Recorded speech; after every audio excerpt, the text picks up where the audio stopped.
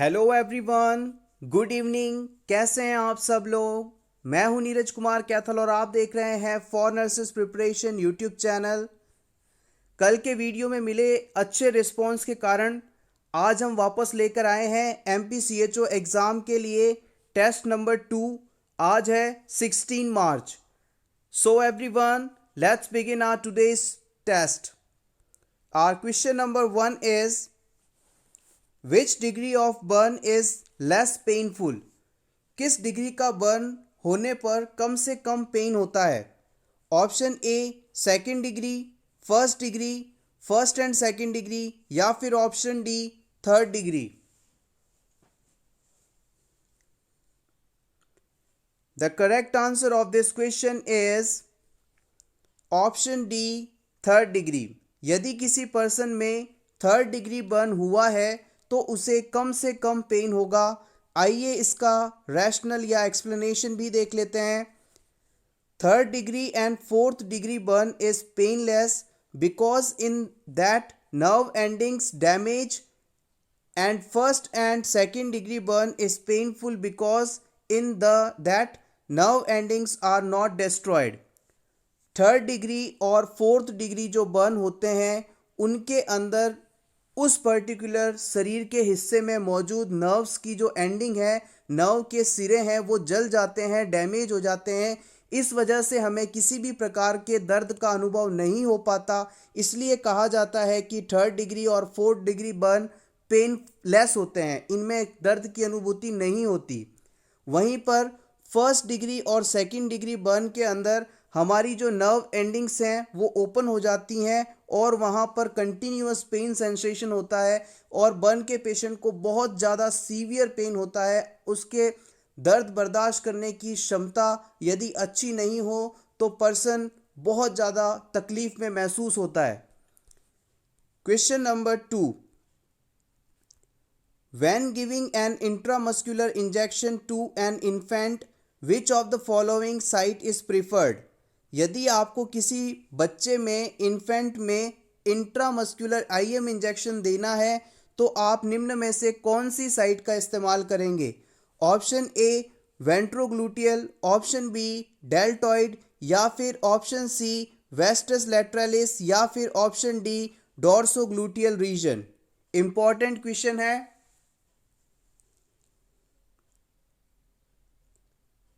The right answer of this question is option C vastus lateralis. हमें यदि infant या 1 साल से कम उम्र के बच्चों में इंट्रामस्कुलर इंजेक्शन लगाना है तो हम इसके लिए वेस्टस लैटरलिस मसल्स का इस्तेमाल करेंगे, जो कि न्यूबॉर्न बेबीज़ के थाइस में मौजूद होती है, थाइस के इनर एस्पेक्ट में। जनरली हम इंट्रामस्कुलर इंजेक्शंस को उस साइट पर देना प्रीफर करते हैं जहां पर जो मसल्स हैं वो डेवलप हो चुकी हैं, मजबूत हैं, दवा को होल्ड कर सकती हैं, अच्छा एब्जॉर्प्शन करती हो। इस साइट को हम प्रीफरली चुनते हैं। Question number 3, by which of the following statement describe the appropriate meaning of phimosis. Simply आपसे पूछा जा रहा है कि फीमोसिस टर्म क्या है। Option A undescended testis, option B inflammation of testis, या फिर option C when retraction of foreskin is difficult or impossible, या फिर option D absence of sperm in semen. The correct answer of this question is option C, when retraction of the foreskin is difficult or impossible।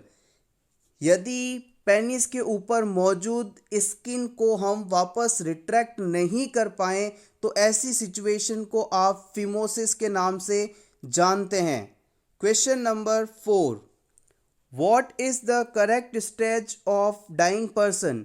यदि किसी person में आपसे पूछ लिया जाए कि डाइंग की क्या क्या स्टेजेस देखने को मिलेंगी तो उनके बारे में आपको बताना होगा। आपके ऑप्शंस हैं anger, depression, bargaining, denial, acceptance, या फिर option B denial, depression, bargaining, anger, acceptance.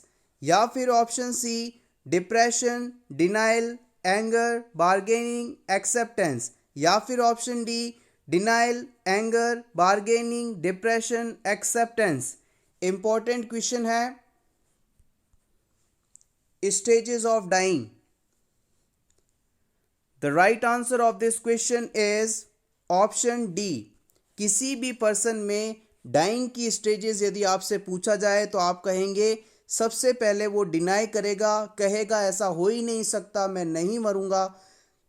फिर कहेगा एंगर, उसे इस सिचुएशन पर गुस्सा आएगा। जैसे ही आप बताएंगे कि वो मरने वाला है तो सबसे पहले पर्सन कहेगा नहीं, ऐसा नहीं हो सकता, मैं नहीं मरूंगा, मैं बिल्कुल स्वस्थ हूँ, मुझे कोई बीमारी नहीं है।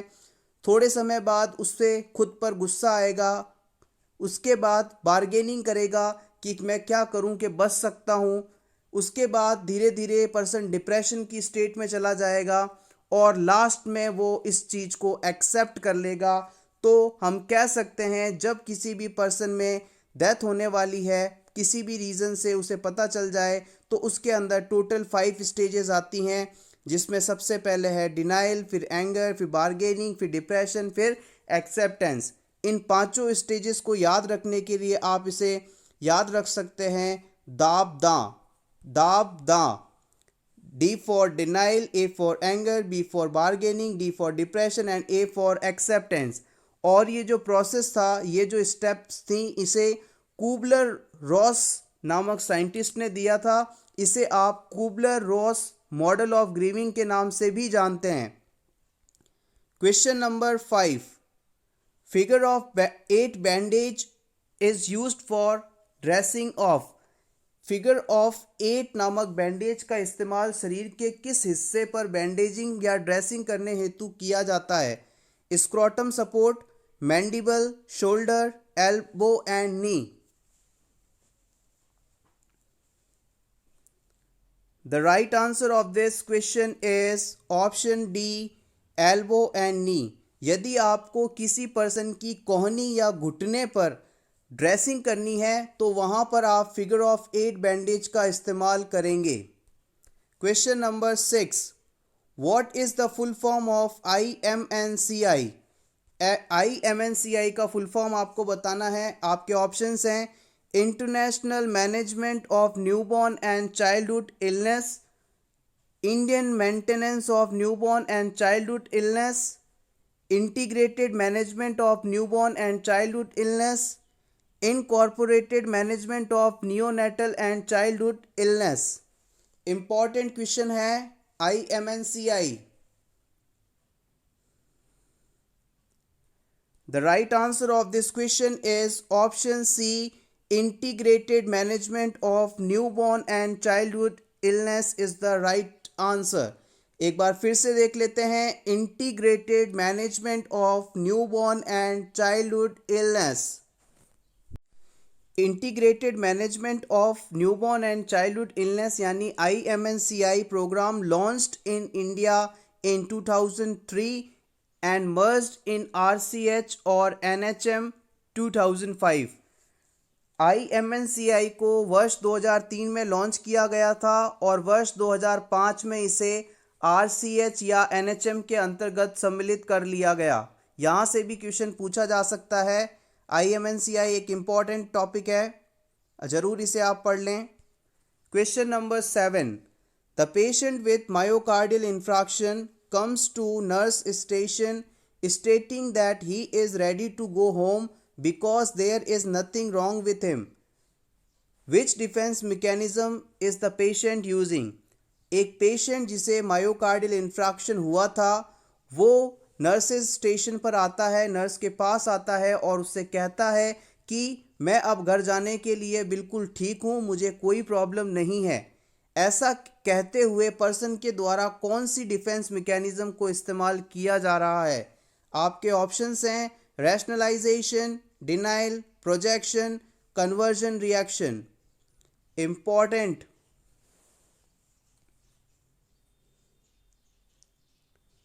The correct answer of this question is option B, denial. यहाँ पर पर्सन उसको कोई प्रॉब्लम नहीं है, ऐसा कह के वो इस सिचुएशन को डिनाई कर रहा है, अपनी प्रॉब्लम को डिनाई कर रहा है, इसलिए यहाँ पर पर्सन के द्वारा, पेशेंट के द्वारा डिनाइल जो है डिफेंस मैकेनिज्म इस्तेमाल की जा रही है।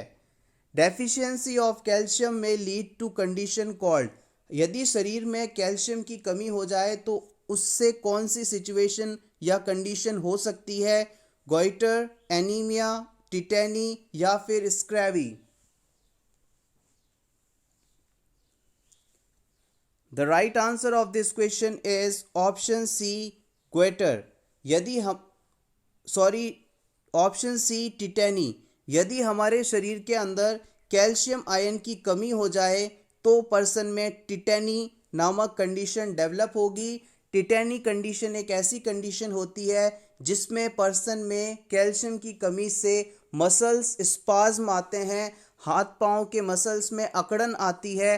तो इस सिचुएशन के बारे में आपसे पूछा जा सकता है। नेक्स्ट बात करते हैं क्वेश्चन नंबर 9 की।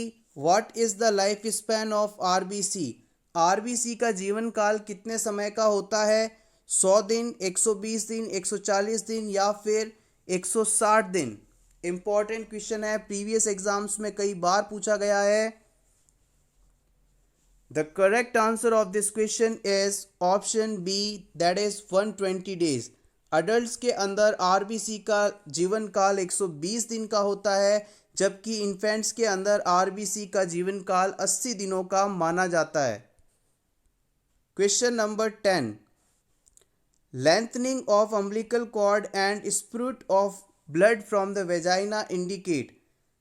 यदि किसी प्रेग्नेंट वुमेन के अंदर अम्बिलिकल कॉर्ड जो है वो लंबाई में बढ़ जाए और अचानक से वेजाइना से एक ब्लड का स्प्रूट या फव्वारा सा बाहर आए तो ये सिचुएशन क्या इंडिकेट करती है?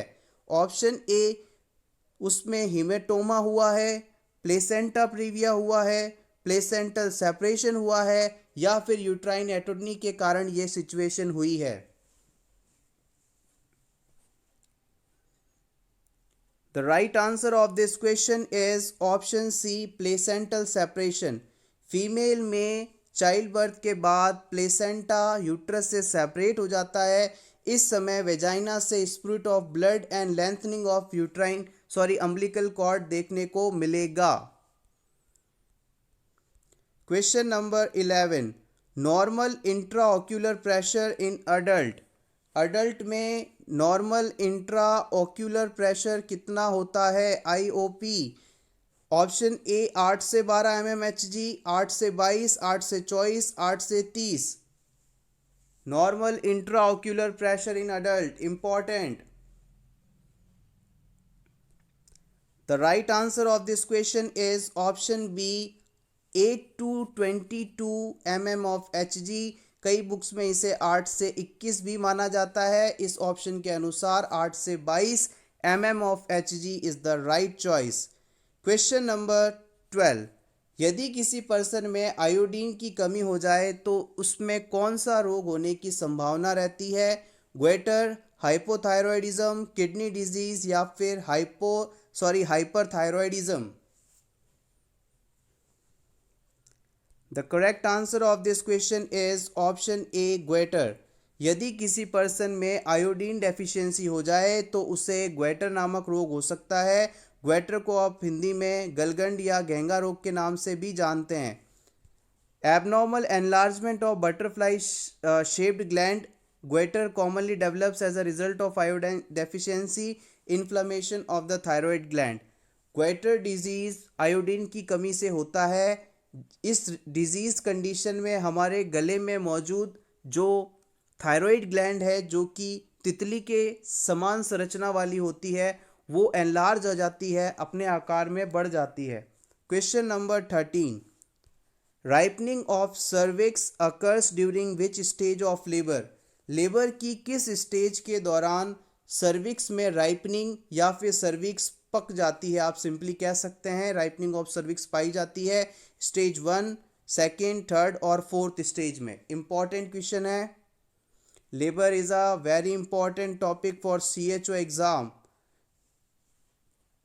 The correct answer of this question is option A first.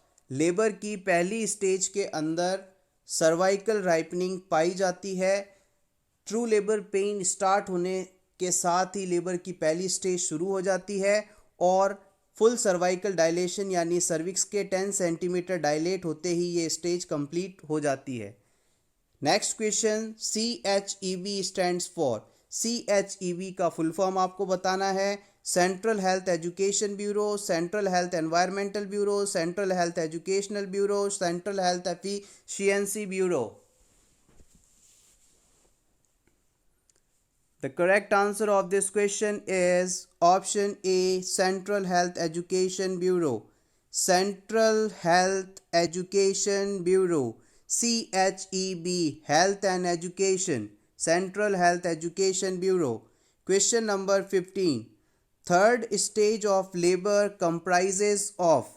Third stage of labor में क्या होता है? डिलीवरी ऑफ फीटस होता है, एफेसमेंट ऑफ सर्विक्स होता है, प्लेसेंटल सेपरेशन होता है या फिर डिसेंट ऑफ फीटस होता है।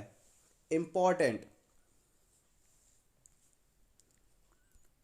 The right answer of this question is option C, placental separation. Labour की जो पहली स्टेज होती है उसमें सर्वाइकल डायलेशन हुआ। लेबर की सेकंड स्टेज के अंदर डिलीवरी ऑफ फीटस हो जाती है, बच्चा डिलीवर हो जाता है। लेबर की थर्ड स्टेज के अंदर जो प्लेसेंटा है वो सेपरेट हो जाता है यूट्रस से।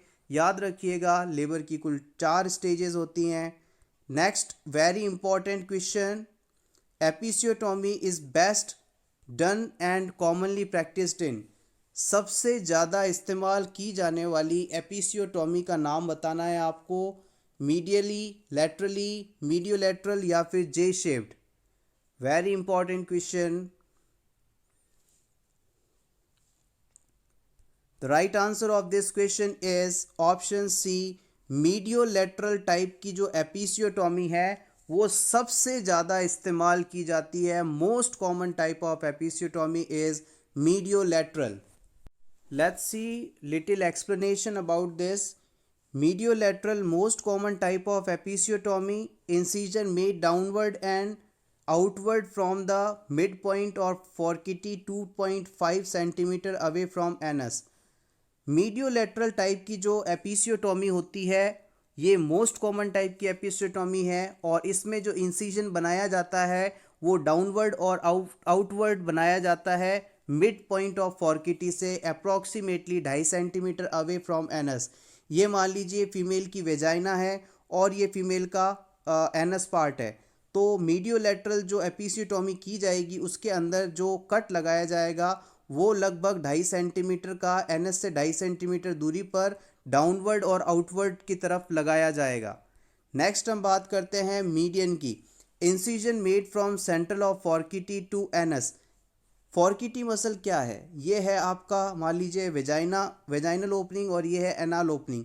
इसके बीच में जो मसल्स पाए जाते हैं इन मसल्स को ही आप फॉर्किटी मसल्स के नाम से जानते हैं। Incision made from central of fourchette to anus. Median जो एपिसियोटोमी की जाती है वो सेंटर ऑफ फॉर्किटी मसल से एनस के तरफ की जाती है। इसमें एनाल स्फिंक्टर में इंजरी होने का खतरा सबसे ज़्यादा रहता है। नेक्स्ट हम बात करते हैं लेटरल एपिसियोटोमी के अंदर हम 1 सेंटीमीटर राइट और left side of the centre of fourchette risk injury to the Bartholini glands.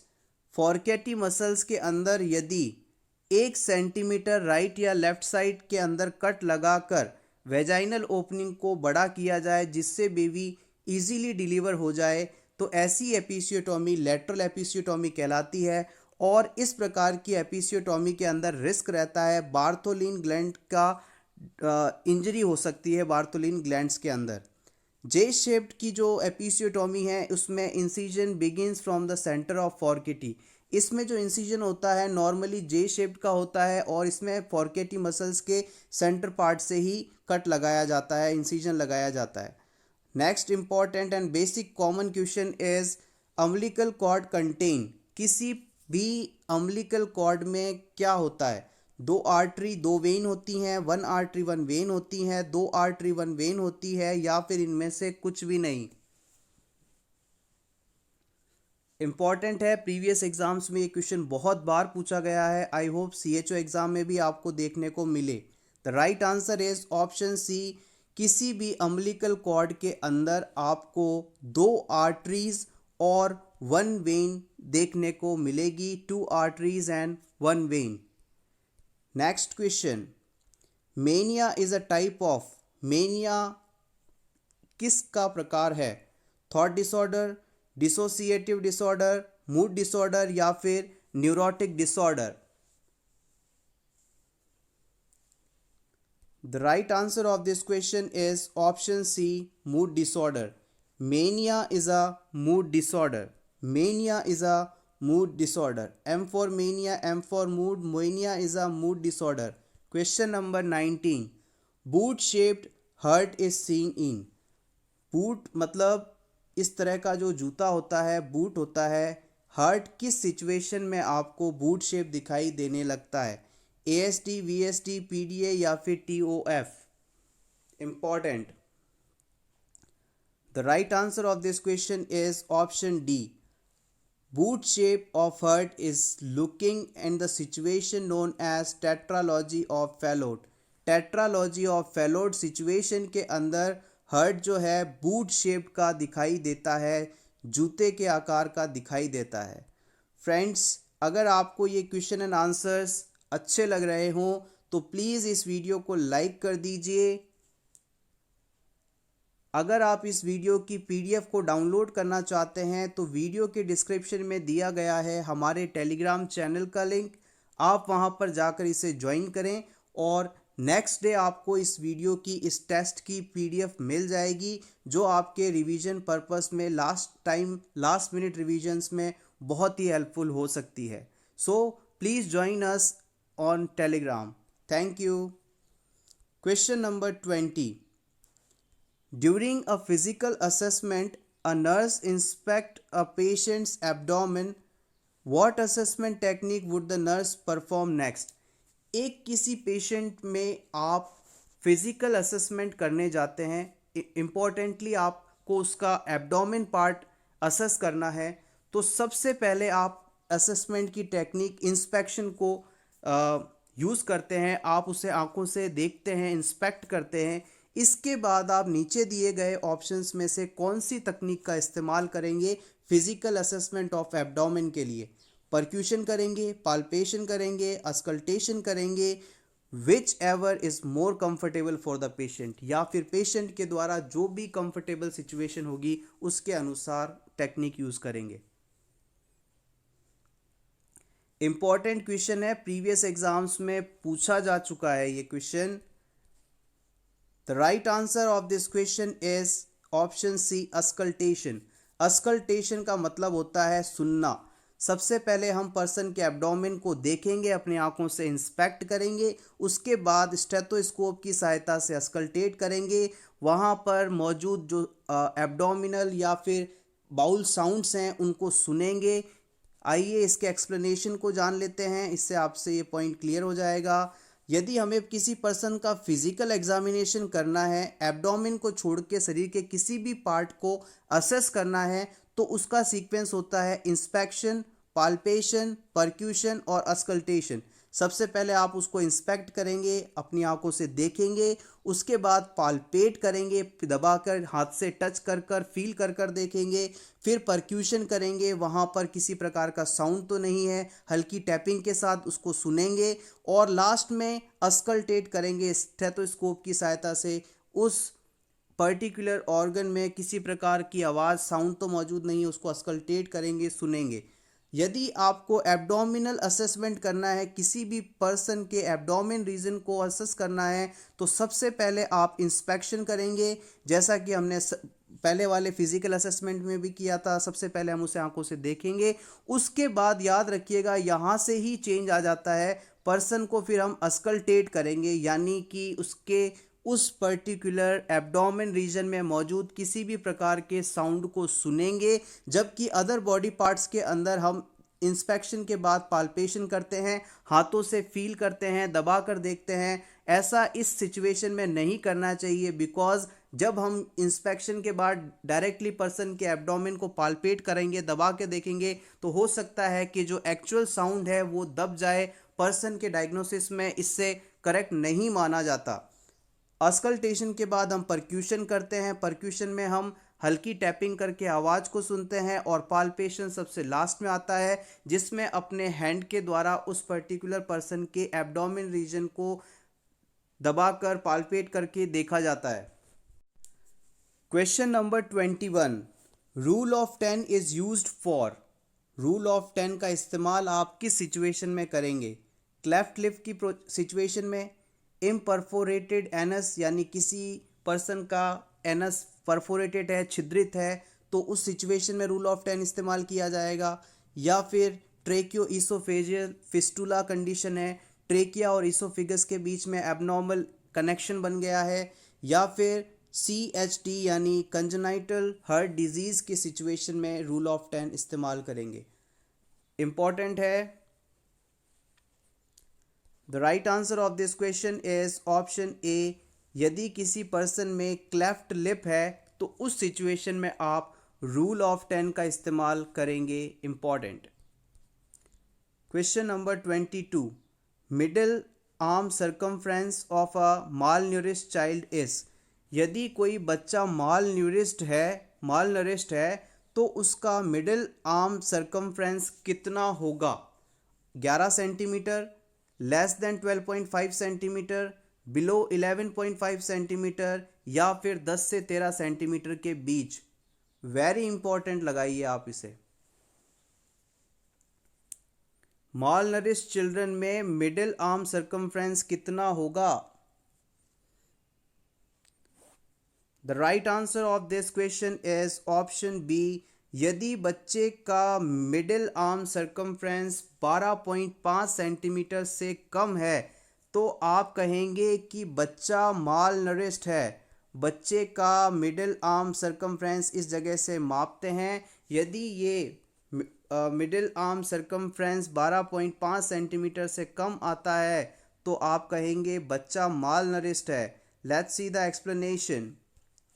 Middle upper arm circumference nutritional status by 1 to 5 years of age. 1 से 5 साल तक के बच्चे में यदि आपको न्यूट्रिशनल स्टेटस पता करना है तो आप उसका मिड अपर आर्म सर्कमफ्रेंस मापेंगे।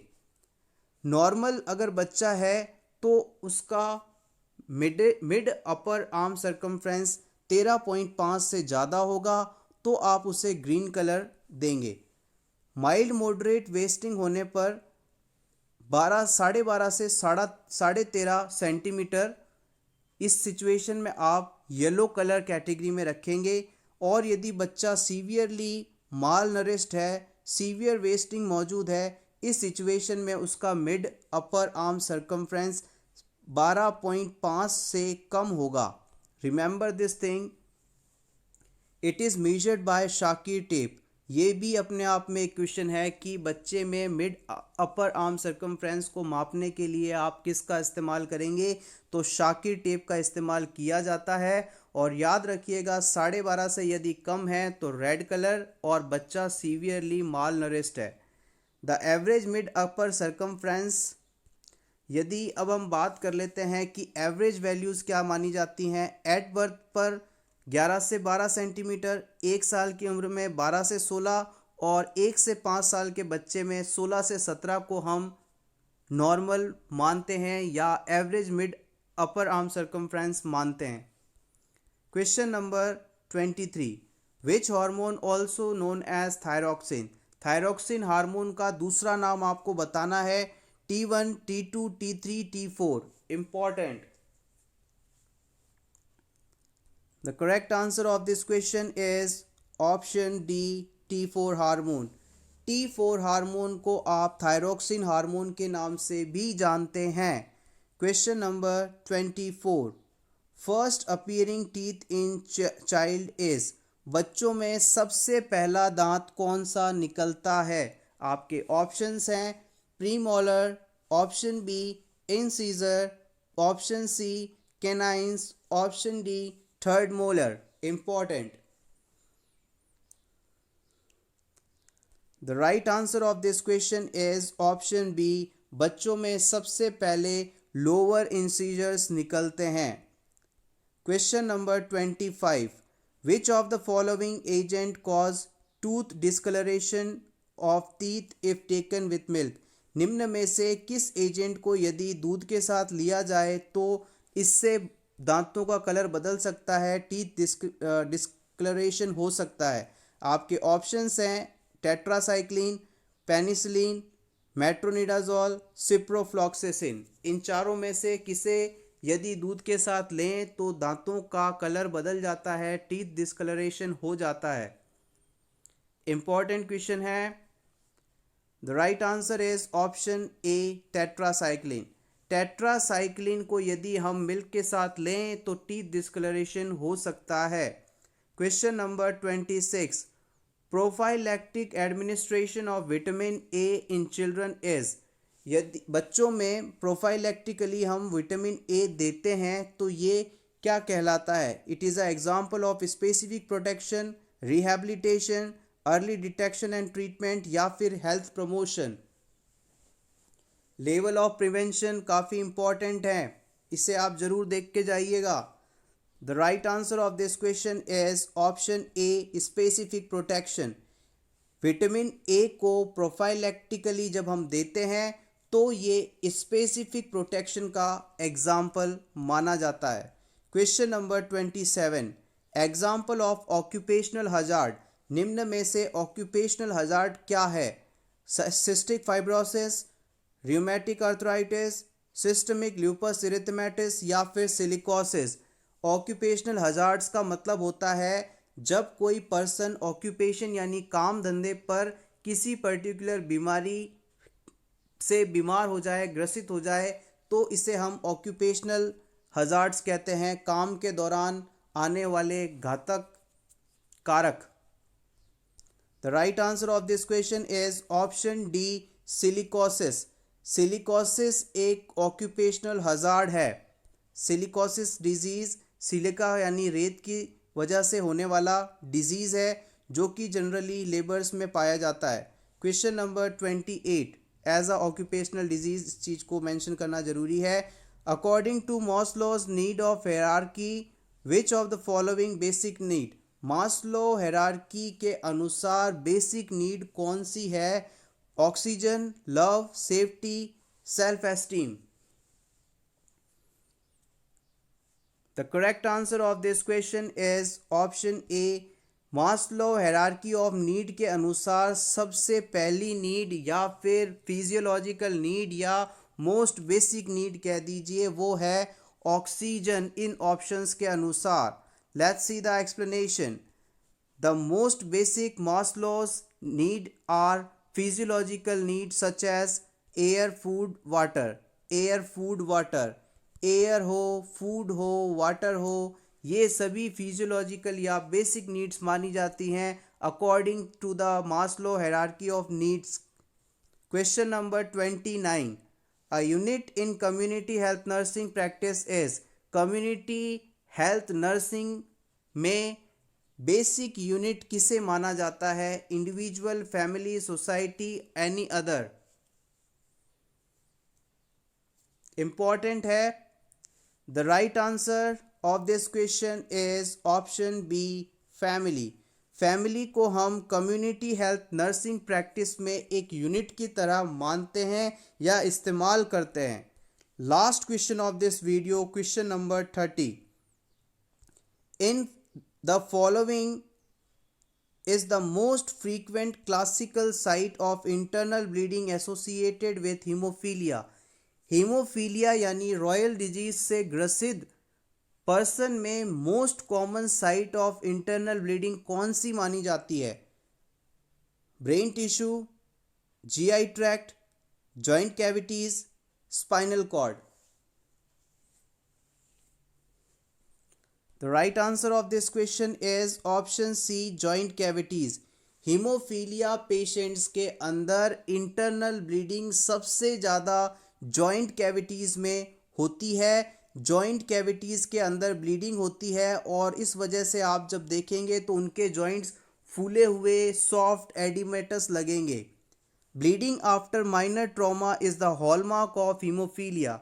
छोटी सी चोट के बाद सीवियर ब्लीडिंग होना ये एक हॉलमार्क या इम्पॉर्टेंट साइन माना जाता है हीमोफीलिया डिजीज़ का। हीमोफीलिया डिजीज़ होते हैं दो प्रकार के, हीमोफीलिया ए और हीमोफीलिया बी। हीमोफीलिया ए के अंदर क्लॉटिंग फैक्टर नंबर 8 की कमी हो जाती है और हीमोफीलिया बी के अंदर क्लॉटिंग फैक्टर नंबर 9 एब्सेंट होता है।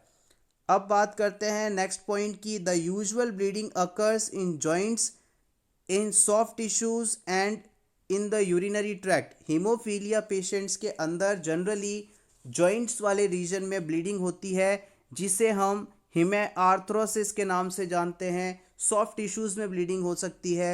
यूरिनरी ट्रैक्ट के अंदर ब्लीडिंग मोस्ट कॉमनली होती है या हो सकती है।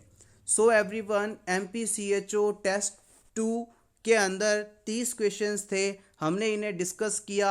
आपको ये वीडियो कैसा लगा कमेंट सेक्शन में ज़रूर बताइएगा। आपसे यदि इस वीडियो पे अच्छा रिस्पॉन्स मिलेगा तो इसका थर्ड पार्ट भी जल्दी ही हम अपलोड करेंगे। Thank you so much for watching this complete video.